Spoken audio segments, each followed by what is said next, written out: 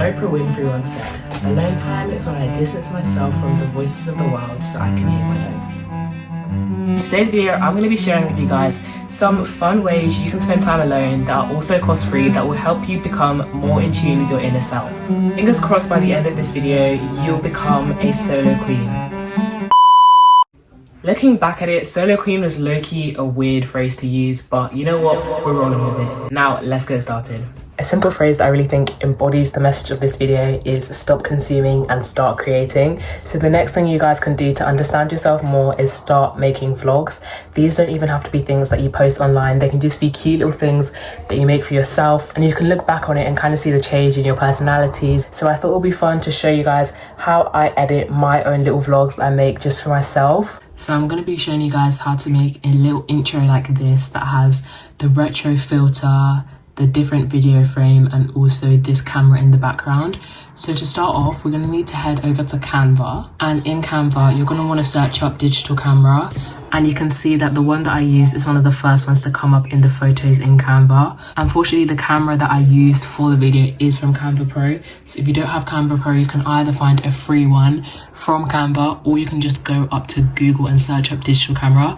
So now that you've got your digital camera photo, you're going to want to make it pretty big. Because the background of the photo that we're using is not white, I'm just going to remove the background, or you could just find a background remover online for free, but if you don't want to remove the background, that's fine, it's not really necessary.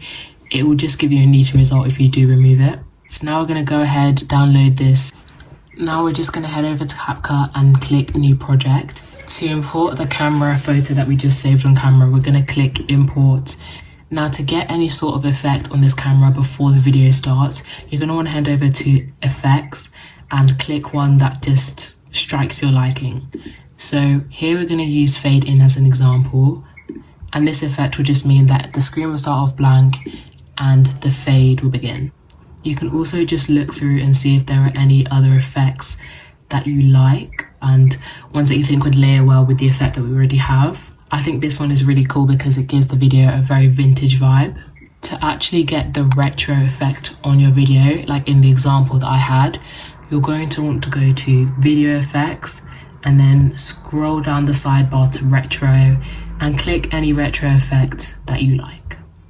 Now what you're going to do is you're going to click back over to media, and then you're going to import the videos that you want to actually edit into this intro. And now what you're going to do is you're going to drag one of the videos that you have imported over the camera video. So you just drag it over the top like I've shown you guys here. Now what you've got to do is you just got to click on the video that you just imported, and you're going to just resize it until it fits into the camera lens. It's actually fine if it doesn't fit perfectly, you still get that same effect. And to add multiple videos and slice them together, all you need to do is repeat this multiple times with different videos. So this is what a really rough version of the final result looks like. If I was actually doing this for real, I would take more time to size the videos accurately so they match each other, because you can see this slightly shifts over here. I hope that little tutorial made sense. Now I'm going to explain to you guys how you can add any music that you want over your personal vlogs. If you are posting these vlogs on social media, then you cannot use any music you want because you're going to get copyrighted. But if you are just keeping this for yourself and you want to have a nice song that you like over it, there's a really simple trick to download any song you want without using any sketchy websites. In the video that I created, I used the song Suddenly I See, and I used the method that I'm going to show you guys now. Head over to YouTube and then just search up the song that you want to use on YouTube. Once you've got your song on YouTube, what you're going to do is just click on the song, wait for any adverts to go, and now what you're going to do is you're going to start screen recording the song video. Make sure your volume is turned up at least 3 notches. And now when you listen back to your screen recording, it's going to have the song that you screen recorded in it. And this is my screen recording, by the way. Okay, so now just to speed run through those steps again, first thing you do is open YouTube, find the song that you want to use, screen record the video of that song or the lyric video, whatever. Once that's saved to your camera roll, you then have the song free for you to use, and you can just extract the sound from it through CapCut. It's really simple on the CapCut phone or computer. The instructions are all there for you on CapCut. But yeah, I hope that made sense. journaling is such a great way to find yourself. I used to journal so much. I filled this whole bullet journal to the brim and I started a new one. And if I'm being honest, I don't journal as much as I used to, but I think it's such an excellent way to understand yourself and just really look at your hobbies and like express that through a page. So I thought I'd give you guys a little brief journal tour and explain to you ways to start your own bullet journal if you don't want to use it for planning and you just want to use it for more fun stuff. For starters, these bullet journals are both from Dingbats. I would say that Dingbats is the best bullet journal brand out there. So guys, keep in mind, this first one I'm going to show you is from when I was like 11 years old. So we're just gonna have to air the fact that it could be a little bit messy. But I started off the bullet journal with some self-reflection questions, and I think this is a really cool way to start any of your journals, even if you're not gonna use it primarily for writing about yourself. Another idea for your journal could be having a packing list, which is something I made for a trip. So even though these are not traditional diary entries, they're still ways of capturing experiences. So this I made when I was going on a trip and I can look back at it afterwards. Then I did go through a phase of actually writing diary entries about my time in school. And then we also have a page dedicated to the Lover album by Taylor Swift, which was one of my favorite albums, another way of capturing memories. I remember these two pages as my favorite for a long time because this is Anne with an E and then this is Marvel, and these were probably my two favorite things when I was 11 years old. Moving on to my newer bullet journal, everything has kind of changed a bit with my interests, and you can really see that through the style of my pages. So now in my pages, I moved on to more of a collage style, and you can see that the way that I capture the things that I like is different. So on this page over here, we have stuff like the Frank Ocean song, I think it's White Ferrari, and then we also have Prison Break, Boys of Tommen, Sambas, no not Sambas, Specials, and these are all my favorite things at the moment. This is my favorite song at the moment, and I just simply titled this page I Love. Then on this side, we have stuff that I like, which are like girly things that I like. I've shown this in one of my videos before, but yeah. I also have a little outfit page, which I think is a really nice idea, especially if you're a teenage girl, and then you can kind of look back and see if you actually bought the stuff from your outfit inspo. All in all, bullet journaling is a really interesting way to get to know yourself more over the years. A really underrated hobby to do is actually making outfits for fun. Get a few pieces from your wardrobe that you haven't styled before or haven't styled together before and just put them together to make cute new outfits. I feel like especially now that we're in summer, we're going out more, it's nice to just have a nice bank of outfits that you've created. And on top of that, you could also make one of those books. I'm gonna put them on the screen here. But it's kind of just when you take pictures of your clothes and you make an outfit book. We have a little special guest here, which is this chain belt from Addicted. I have been meaning to style it with some of my clothing items, so why not bring you guys along?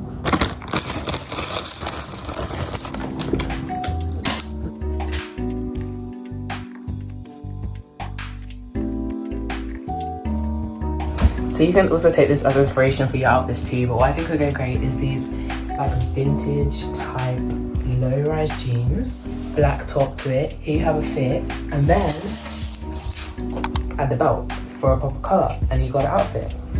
I also feel like this black top paired with this ruffle skirt would be really cool, and then again we can also add the belt to add a pop of colour. Next up, I haven't worn this shirt yet, but I was thinking of doing a little cut on it as like a DIY. So what you could do, cut this shirt, get the low-rise pair of jeans, and then add our belt once again. I don't really know if these go together, but I feel like some grey dress pants and a white shirt with the belt could dress down this formal look. I low-key mess with this lighting. It's very ambient at the moment. But another soul-searching activity that you can do, which I originally started doing, is drawing. Drawing is such an interesting way to understand your artistic skill set. This thing is actually tipping at the moment and I'm not very happy with that. Fingers crossed this will just stay straight now. But yeah, there are so many different styles to drawing that I feel like everyone will have their weaker and stronger points, and finding out where your strengths are in art is really interesting. I'd say I'm particularly better at the graphic side of art in opposed to the fine side of art. So the recent drawing that I did is kind of a crossbreed between the two of them, because I wouldn't say it's traditional fine art, but it's also not completely graphics art. I just drew a race car. Well, it's not a race car, it's a BMW. And if you're ever wondering where to get inspiration from for drawing, what I recommend you guys do, okay, all I can say is that these clips are going to be tilted because I don't know how to get this tripod to get in the right position. But yeah, if you're trying to find a place to find good things to draw, then definitely head to Pinterest. That is the place that I go to. I just have this board called journaling, and it just has a lot of inspiration for also my journal pages, but just drawing too. I always like to think that there is a book out there for everyone. So if you want to learn more about yourself, just read a bunch of books from a bunch of different genres. Of course, because I love reading, I have my book cart over here. Of course, because I love reading, I'm going to give you guys some beginner reader recommendations. Not all of these books I own because they were some of the first books I've read. Starting off strong, you cannot go wrong with the book Powerless. Powerless is one of the books that got me out of a reading slump. Wonderful, awesome teenage fantasy book with romance in it too. Definitely recommend. Next is Shatter Me. Short, good book, not much explaining needed. I've talked about it so many times. We Were Liars is another book that I feel like can get people into reading. It does have a very interesting writing style, but it's only about 300 pages. It's very short, very hooking, and the ending is shocking. They just made a show of it on Prime. So if you haven't watched the show yet, I'd recommend you read the book first.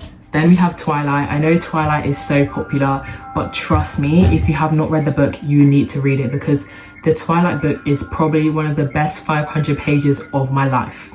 I also would always keep on recommending The Inheritance Games.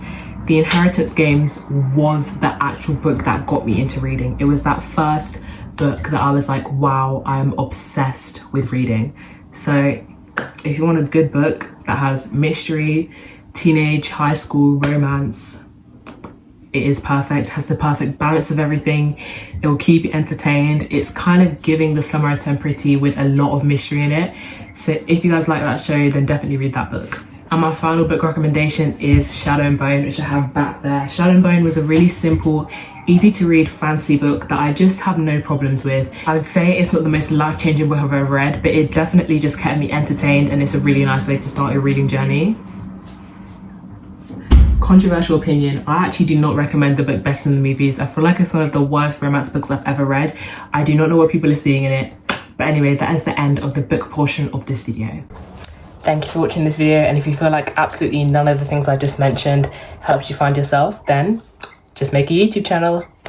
I'll see you guys in the next one.